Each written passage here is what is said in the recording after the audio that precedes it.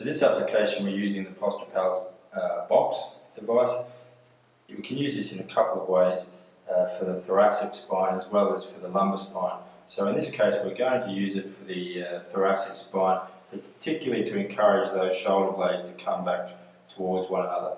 So in this case we're going to have it in the horizontal position. If we're more concerned with flexion and extension, we might run it vertically instead. In this case though, we're going to go with the horizontal one. Peel off 1/4 of the backing paper, but keep it on that anchor point once again so you don't need to touch the adhesive.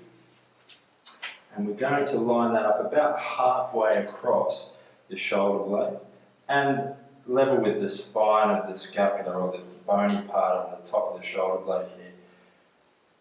So we start that, and then we just lay that anchor down without any tension.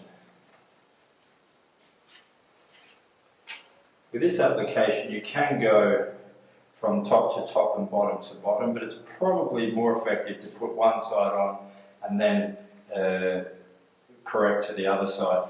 So in this case, we just peel off the bottom on that same side. Again, keep your backing paper on. Take up a little tension vertically, just to take up the slack of the tape. And then stick that anchor point down once again without any tension so that they remain circular, and we reduce the risk of getting a traction blister from the PosturePals shearing or pulling on that skin excessively. Now we can peel off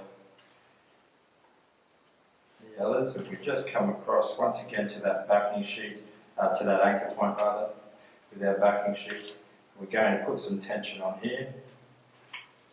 Just swap sides. So keep our person in a nice tall position, so they want to have these arms turned out, thinking tall.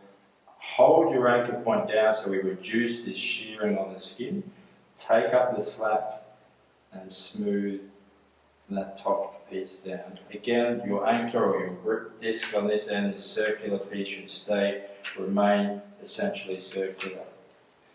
And with the last one, once again, hold down. You need to take up a little tension both horizontally and vertically with this last one. And then again, no tension on that grip disc. Just lay it down. Just peel out any or pull out any little creases in the skin, and then hold the corners down very, very well for a good 30 seconds to a minute to optimise your adhesion, and you can give the whole thing a good rub. It can be useful to use your backing paper and give that a nice rub to activate that glue.